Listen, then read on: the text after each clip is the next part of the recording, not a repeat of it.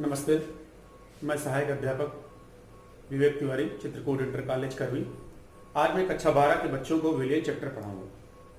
देखिए, इस चैप्टर में हम ये जानेंगे कि विलियन क्या होता है, कितने प्रकार का होता है और उसकी सांद्रता व्यक्त करने की विधियां क्या है, राउल्ट का नियम क्या है विलियन के चैप्टर के लिए।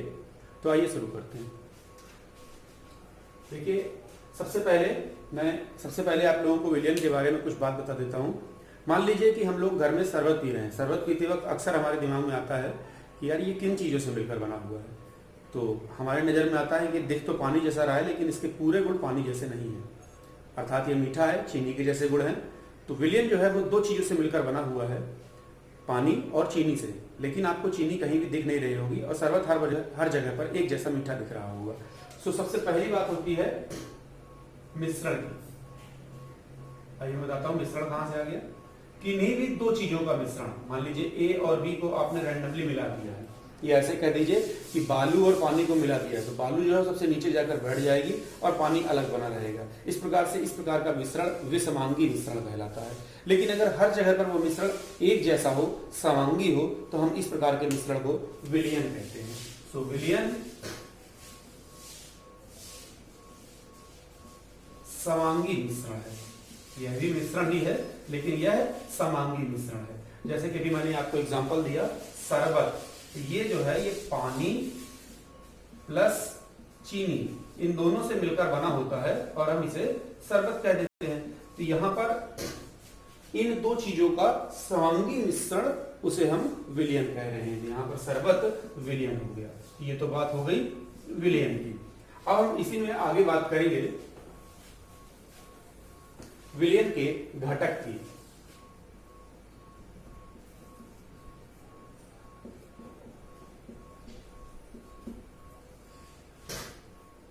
देखिए, विलियन दो चीजों से मिलकर बना है। आइए मैं पुराने एग्जांपल पर बात करता हूं।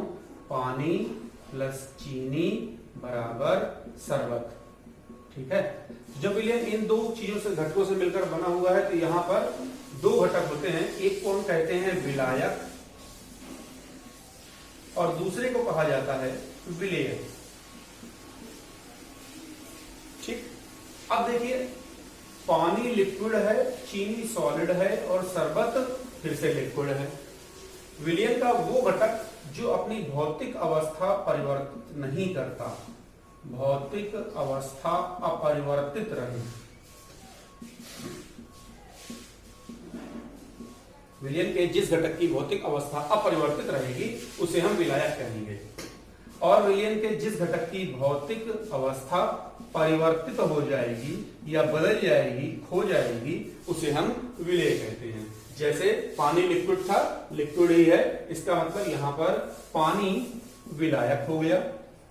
इस ऊपर वाले एग्जांपल पे चीनी सॉलिड था और अब ये लिक्विड हो गया है, ठोस से द्रव हो गया है, अर्थात इसकी भौतिक अवस्था परिवर्तित हो चुकी है। और जब भौतिक अवस्था परिवर्तित हो चुकी है तो यहां पर जो चीनी है वो विलेय हो जाएगा। ठीक है, अब देखिए, कभी कभी अगर हम कहें कि दूध और पानी को मिला दिया जाए, दूध प्लस पानी बराबर, घरों में जो होता है दूध वाला पानी, ठीक है,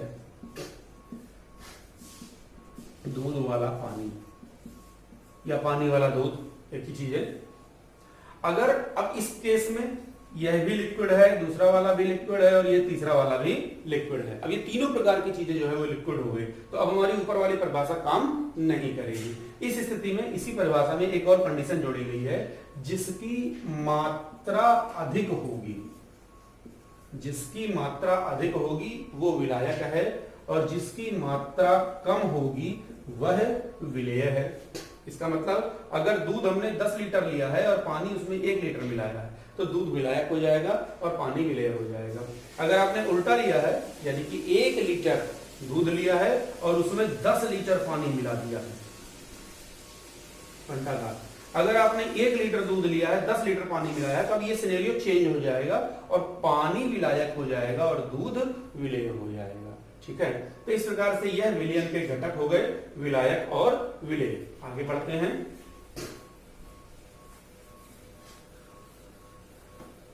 अब हम लोग बात करेंगे विलियन के प्रकार पर।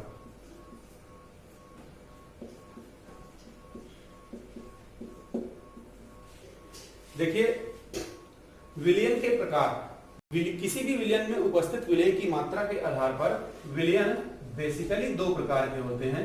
पहला कहलाता है तनु विलयन और दूसरा कहलाता है सांद्र विलयन। ठीक है, जो तनु विलयन है इसमें विलेय की मात्रा कम होती है, विलेय की मात्रा कम। अभी हम इस पर भी चर्चा करेंगे कितनी कम या कितनी अधिक। और जो सांद्र विलयन होता है उसमें विलेय की मात्रा अधिक होती है। आप लोगों ने चाय पी होगी, कभी कभी हम कहते हैं फीकी चाय है, यानी उसमें चीनी बहुत कम पड़ी हुई है। ठीक है, तो इस प्रकार के विलयन को तनु विलयन कहते हैं। लेकिन वहीं अगर हम सांद्र विलयन की बात करें तो जिसमें विलेय की मात्रा अधिक होगी, जिसको हम मीठी चाय कहते हैं। देखिए इसका मतलब क्या हो गया कि तन या डाइल्यूट विलयन, इसको हम DIL जनरली आपने देखा होगा लैब में, प्रयोगशाला में जब आप गए होंगे प्रयोग करने के लिए, तो वहां पर HCl H2SO4 इनके आगे DIL या फिर CONC लिखा होगा। DIL मीन्स डाइल्यूट और CONC मीन्स कॉन्सेंट्रेट, अर्थात पहले वाले में पानी ज्यादा है और जिस भी चीज की बात कर रहे हैं, जिस भी चीज का डाइल्यूट सोल्यूशन है उसकी विलेय की मात्रा कम है, और दूसरे वाले में पानी की मात्रा कम है। इतनी कम नहीं है कि वो विलायक और विलेय वाला उल्टा हो जाए, लेकिन पानी की मात्रा ऊपर वाले की तुलना में कम है और विलेय की मात्रा अधिक है। एक तीसरे प्रकार का भी विलयन आता है जिसे हम संतृप्त विलयन कहते हैं। संतृप्त विलयन, अब देखिए संतृप्त विलयन क्या होता है। वो विलयन, संतृप्त विलयन की बात कर रहे हैं, मान लीजिए मैंने एक गिलास पानी लिया और उसमें चीनी मिलाना शुरू कर दिया। थोड़ी देर के बाद घोलते घोलते घोलते घोलते एक सिचुएशन ऐसी आई कि उसमें और अधिक चीनी नहीं घोली जा सकती, अर्थात जिसमें विलेय की और अधिक मात्रा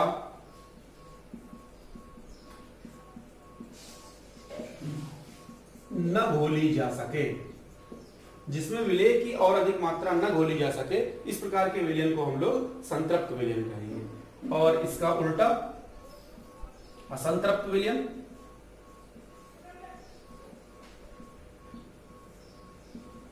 विलेय की और अधिक मात्रा घोली जा सके। तो तनु विलयन में भी विलेय घोला जा सकता है, सांद्र विलयन में भी विलेय घोला जा सकता है। इसका मतलब तनु और सांद्र ये दोनों ही असंतृप्त विलयनों के एक प्रकार हुए, एक टाइप हुए। आगे बढ़ते हैं, ये विलयनों के प्रकार हो गए। अब हम बात करेंगे, यहां तक में एक बार आप दोबारा देख लीजिएगा, यहां तक में आपको अगर किसी प्रकार की कोई समस्या आ रही है तो आप बुक से रिलेट कर सकते हैं।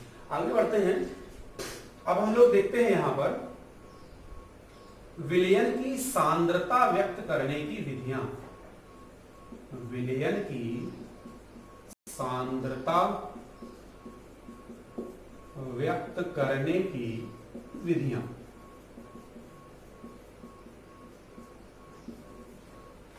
देखिए विलयन की सांद्रता व्यक्त करने की विधियां, पहले हम विलयन की सांद्रता ही समझ लेते हैं। किसी भी विलयन में विलेय, विलायक, ये दो चीजें मिलकर विलयन को बना रही हैं, और किसी विलयन में उपस्थित विलेय की मात्रा को जितनी मात्रा उपस्थित है उसे हम सांद्रता कहते हैं। अब इस आधार पर विलयन को व्यक्त करने के लिए कई प्रकार की विधियां हैं। इनमें से जो सबसे पहली विधि यूज की जाती है, देखिए दो चीजों की बात करेंगे अभी हम, विलेय और विलयन की। ठीक है, यानी विलयन में कितना विलेय उपस्थित है। अब ये ग्राम में हो सकता है, आयतन में हो सकता है, मोलरता के रूप में, मोलों के रूप में हो सकता है, तुल्यांकी भार के रूप में हो सकता है। कई प्रकार से विलयन की सांद्रता व्यक्त की जाती है। हर बार जैसे जैसे हम इनकी मात्राओं को व्यक्त करने का तरीका चेंज करेंगे, वैसे वैसे विलयन की सांद्रता व्यक्त करने की विधियां हमें मिलती चली जाएंगी। जो सबसे पहला तरीका है वह है द्रव्यमान प्रतिशत।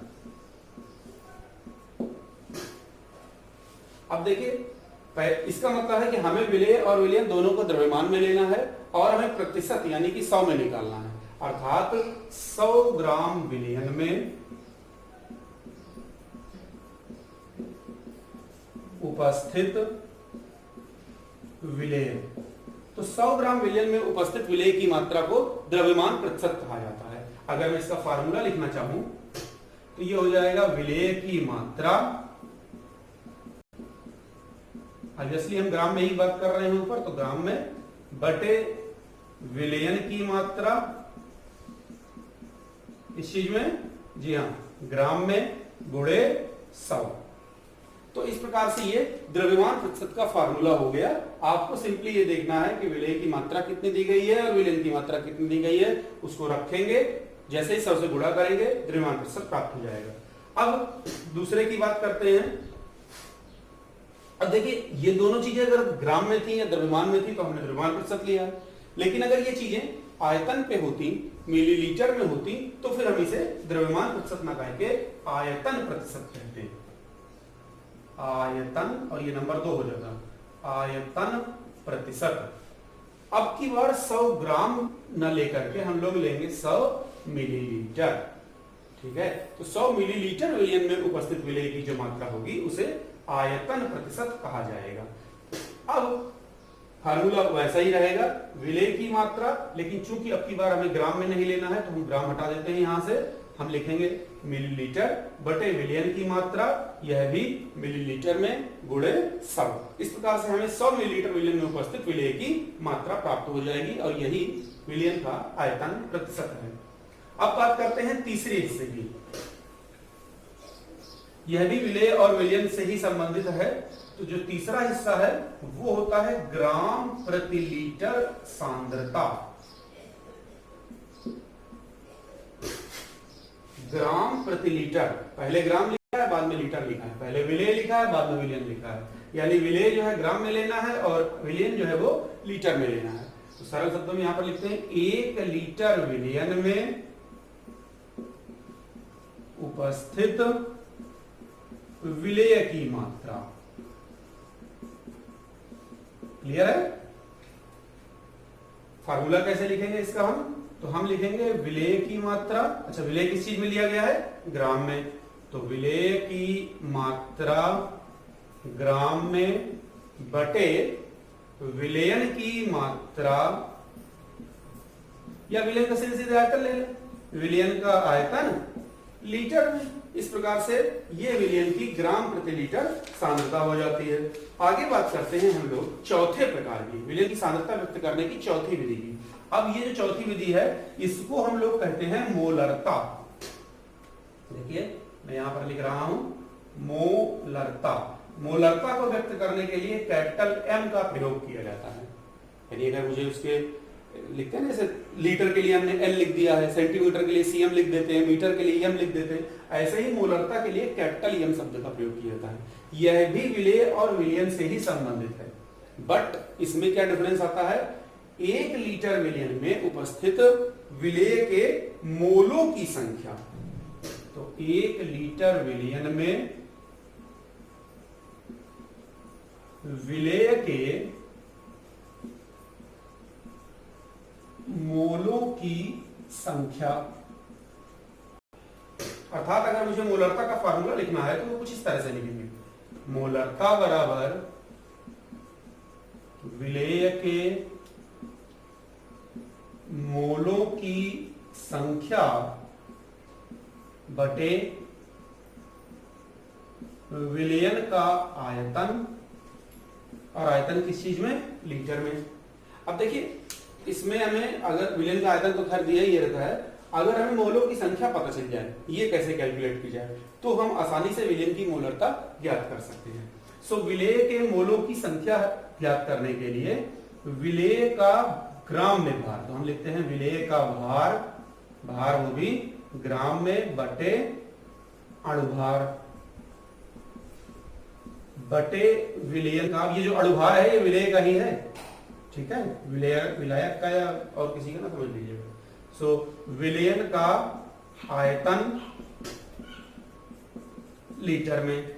अब विलेय के भार को अगर हम W से व्यक्त कर रहे हैं, अणुभार को स्मॉल m से व्यक्त कर रहे हैं और विलयन के आयतन को कैपिटल V से व्यक्त कर रहे हैं, तो यह विलयन की मोलरता ज्ञात करने का तरीका हो गया। तो इस प्रकार से यह है विलयन की सांद्रता व्यक्त करने की चौथी विधि हो गई। अब आगे बढ़ते हैं विलयन की सांद्रता व्यक्त करने की नेक्स्ट विधि पर। और विलयन की सांद्रता व्यक्त करने की नेक्स्ट विधि है विलयन की मोललता। मैं यहां पर लिख रहा हूं, देखिए मैंने भी आप बाकी का नहीं मिटाया, इसका मतलब कि इसी से मिलता जुलता कुछ मिलेगा। जो डिफरेंसेस होते हैं वो अभी हम चर्चा करते हैं। तो अब आएगा 5वें नंबर पर विलयन की मोललता। और विलयन की मोललता को हम लोग स्मॉल एम से व्यक्त कर रहे हैं। आप बोर्ड पर ध्यान दीजिए, आपको विलेय और विलयन लिखा दिख रहा है। अब की बार इसे विलेय और विलयन को हटाकर हमें विलेय और विलायक कर देना है। ठीक है, जी हाँ, सही समझ रहे हैं आप। इसका मतलब यह हुआ कि मोललता विलेय और विलायक में डिफाइन की जाएगी। तो अब हम 1 लीटर विलयन, तो विलयन तो उठाइए पहले, ठीक है। अब हम लिखेंगे यहां पर 1 किलोग्राम विलायक। 1 किलोग्राम विलायक में विलेय के मोलों की संख्या, यह विलयन की मोललता कहलाती है। इसका मतलब अगर मुझे मोललता डिफाइन करनी है, मैंने यहां पर मोललता लिखा पहले, बराबर विलेय के मोलों की संख्या बटे, अब बटे में देखिए विलयन का आयतन नहीं रह जाएगा, क्या हो जाएगा, इसको हटा देते हैं यहां से। अब हो जाएगा विलायक का भार। कितना लेना है हमें, किलोग्राम में, तो हम यहां पर लिखते हैं बटे किलोग्राम में। यहां भी नीचे हटा के विलायक का भार केजी में। देखिए विलेय, फिर से मैं एक बार पूरा रिपीट कर देता हूं। किसी विलयन की मोललता 1 किलोग्राम विलायक में उपस्थित विलेय के मोलों की संख्या के बराबर होती है। मोललता बराबर विलेय के मोलों की संख्या बटे विलायक का भार केजी में। अब मोलों की संख्या के लिए विलेय का भार बटे अणुभार बटे विलायक का भार केजी में दिया गया है। ठीक है, तो अगर मैं विलेय के भार को स्मॉल w से और अणुभार को स्मॉल m से व्यक्त करता हूं, ऑब्वियसली विलायक के भार को कैपिटल W से व्यक्त करेंगे, तो इस प्रकार से यह विलयन की मोललता ज्ञात करने का फार्मूला हो जाएगा। आगे बढ़ते हैं 6वें नंबर की ओर। अब देखिए 6वें नंबर पर आता है विलयन की नार्मलता। विलयन की सांद्रता व्यक्त करने की विधियों में 6वीं विधि है विलयन की नार्मलता, और इसे कैपिटल N से व्यक्त करते हैं। अब पहले मैं यह हटा देता हूं, फिर बात करते हैं। अब देखिए विलयन की नार्मलता जो है वो फिर से पुराने वाले ढर्रे पे चली गई, यानी कि विलेय और विलयन के मध्य व्यक्त की जाएगी। सो विलयन की नार्मलता 1 लीटर विलयन में विलेय के ग्राम तुल्यांकों की संख्या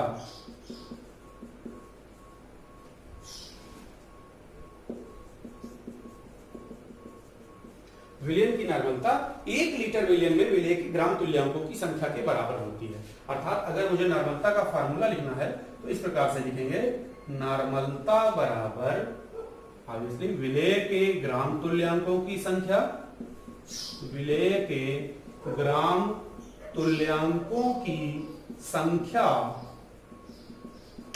बटे विलयन का आयतन, बटे विलयन का आयतन। आयतन लीटर में लिया गया है यहां पर, तो हम लीटर का यूज करते हैं।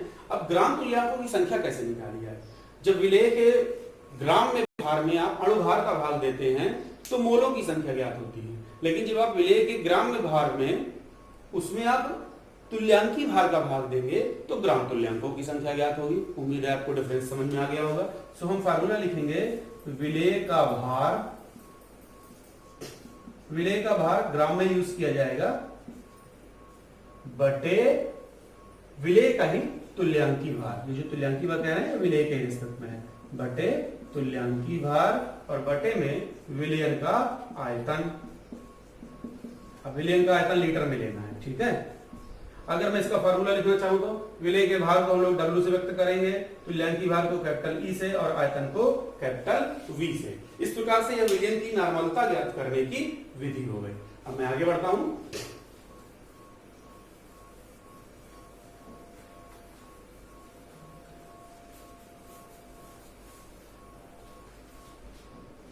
अब देखिए हम बात करेंगे अगले नंबर पर, 7वें नंबर पर विलयन के मोल प्रभाज की। मोल प्रभाज यह विलयन की सांद्रता व्यक्त करने की 7वीं और लास्ट विधि है जो कि हमें पढ़नी है।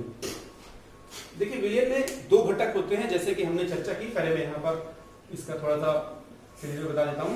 विलेय प्लस विलायक बराबर विलयन, यही हम लोग पढ़ के आए हैं पीछे से, ठीक है। तो विलयन में दो घटक होते हैं, एक होता है विलेय और दूसरा होता है विलायक। अब इन दोनों घटकों के लिए अलग अलग मोल प्रभाज ज्ञात किया जाएगा। अब मैं मोल प्रभाज की परिभाषा बता रहा हूं, आप गौर से सुनिएगा। विलयन के किसी भी घटक का मोल प्रभाज उसके मोलों की संख्या में कुल मोलों की संख्या के अनुपात के बराबर होता है। अर्थात पहले मैं लिख दूं, किसी भी घटक का मोल प्रभाज,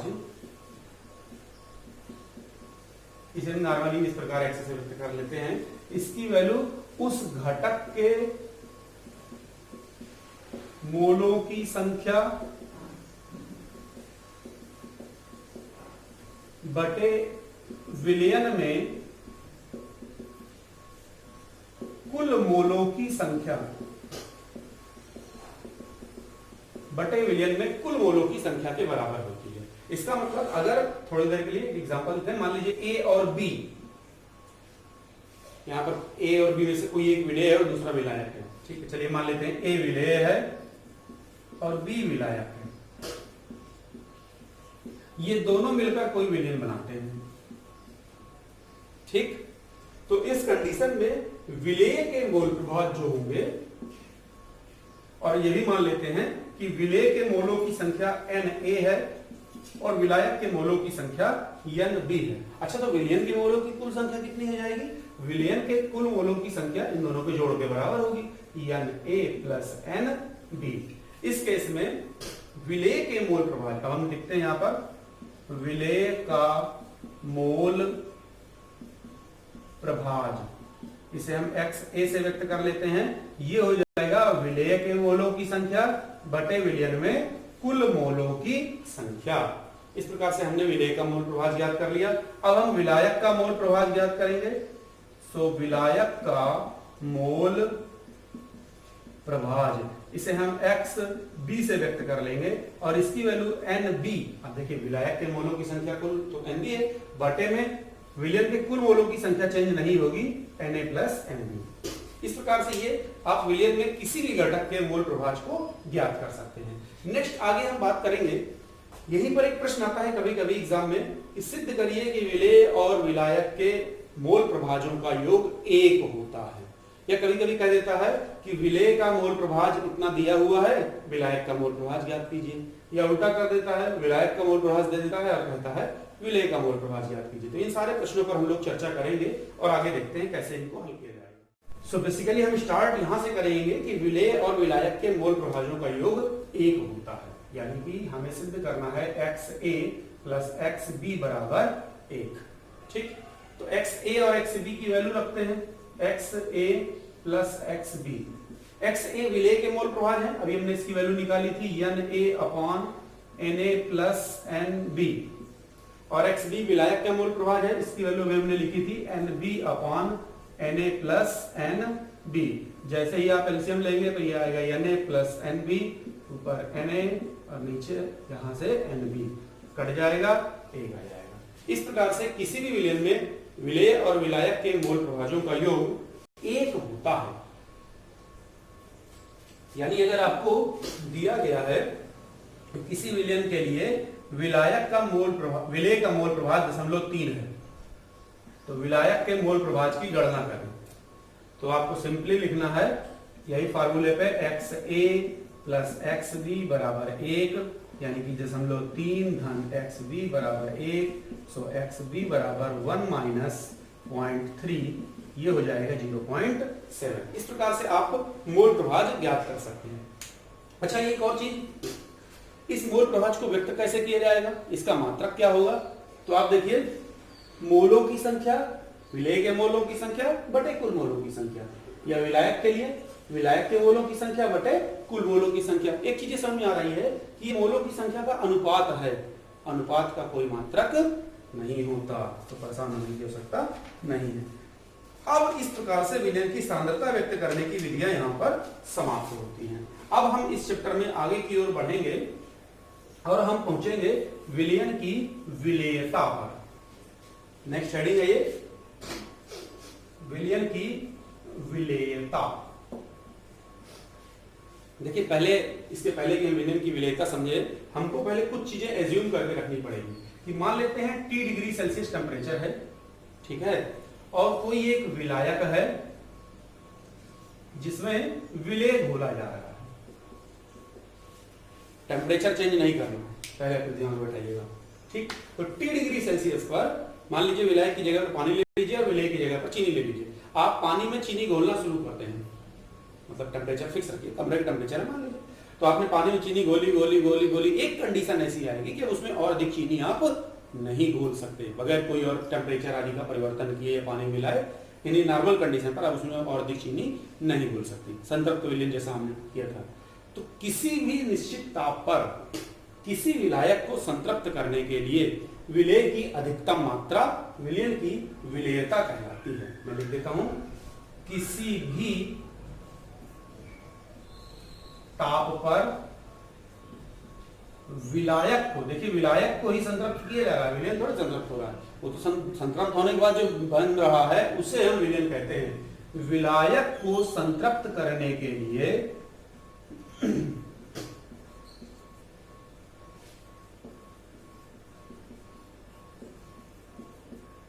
विलेय की आवश्यक अधिकतम मात्रा, किसी भी ताप पर विलायक को संतृप्त करने के लिए विलेय की आवश्यक अधिकतम मात्रा विलयन की विलेयता कहलाती है। अब हम बात करेंगे इस विलेयता को प्रभावित करने वाले कारक। विलेयता को प्रभावित करने वाले कारक, देखिए विलयन की विलेयता को प्रभावित करने वाले बेसिकली दो कारक हैं। एक है विलेय और विलायक की प्रकृति और दूसरा है ताप। अब हम इन पर एक एक करके चर्चा करेंगे। सबसे पहले लिखा हुआ है विलेय और विलायक की प्रकृति। देखिए आपने विलेय और विलायक यानी कि ऐसे समझ लीजिए कि आपने ध्रुवीय और अध्रुवीय, इसको पिछले अध्यायों में पढ़ा होगा, कक्षा 11 में पढ़ा होगा। वे पदार्थ जो धनायन और ऋणायन में विभक्त हो सकते हैं या जिनके ऊपर आंशिक धनावेश और आंशिक ऋणावेश आ सकता है उसे हम ध्रुवीय कहेंगे, और जबकि जिसमें धनावेश और ऋणावेश प्राप्त नहीं हो सकता उसे हम अध्रुवीय कहेंगे। यानी जिसे धन और ऋण में तोड़ा जा सके उसे हम कहेंगे ध्रुवीय, और जिसे धन और ऋण में तोड़ा न जा सके उसे हम लोग कह देंगे अध्रुवीय। जैसे मैं एग्जांपल देता हूं, जैसे पानी यानी कि H2O को हम लोग H प्लस और OH माइनस में तोड़ सकते हैं। देखिए H2O है, इसे हम H प्लस OH माइनस इस प्रकार से तोड़ सकते हैं। वहीं NaCl यानी कि नमक, इसे भी हम Na प्लस और Cl माइनस पे तोड़ सकते हैं। तो जो प्लस और माइनस पे तोड़ा जा सके उसे हम कहेंगे ध्रुवीय, और जो प्लस और माइनस पे तोड़ा ना जा सके उसे हम कहेंगे अध्रुवीय। ध्रुवीय प्रकार के विलायक में ध्रुवीय प्रकार के विलेय घुलते हैं और अध्रुवीय प्रकार के विलायकों में अध्रुवीय प्रकार के विलेय घुलते हैं। अगर हम मिट्टी के तेल में नमक घोलने जाएंगे तो वो नहीं घुलेगा, क्योंकि नमक ध्रुवीय प्रकृति का है और मिट्टी का तेल या केरोसिन तेल जो है वो अध्रुवीय प्रकृति का है। तो खैर ये तो बात हुई पहले विलेय और विलायक की प्रकृति पर। अब हम लोग बात करेंगे टेम्परेचर पर। देखिए अभी मैंने आपको बहुत देर से एक एग्जांपल दे रहा हूं कि हमने एक गिलास पानी लिया, उसमें चीनी डाली, घोली, घुल गई। एक ऐसी कंडीशन आई कि उसमें और अधिक चीनी की मात्रा घोली नहीं जा सकती। तो इस स्थिति को हम लोग, जब उसमें और अधिक चीनी की मात्रा नहीं घोली जा सकती, इस स्थिति को हम लोग संतृप्त अवस्था कह देते हैं। और यही मात्रा विलयन की, ये जो विलेय की जितनी भी मात्रा यहाँ पर प्राप्त होती है उसे ही हम विलयन की विलेयता कहते हैं। लेकिन अगर हमने और चीनी घोल ली है तो क्या करना पड़ेगा बताइए? हाँ, अगर हमें और चीनी घोलनी है तो आप ऐसा करिए, उसको ले जाकर गैस पे चढ़ा दीजिए। आराम से आप देखेंगे धीरे धीरे और चीनी घुल जाएगी, और डालेंगे एक आध चम्मच तो भी घुल जाएगी। इस प्रकार से ताप भी विलयन की विलेयता को प्रभावित करता है। और एक तीसरी चीज यहां पर आती है विलयन की सांद्रता। अब यहाँ पर सांद्रता से मतलब क्या है, या विलायक का आयतन भी आप कह सकते हैं। अगर मुझे उसी में और अधिक चीनी घोलनी है तो क्या करेंगे, एक गिलास पानी मिला दीजिए, उसमें टेम्परेचर ना बढ़ाइए, केवल पानी की मात्रा बढ़ा दीजिए, तब भी चीनी घुल जाती है। इस प्रकार से विलयन की विलेयता को प्रभावित करने वाले ये बेसिकली 3 प्रकार के कारक हो गए।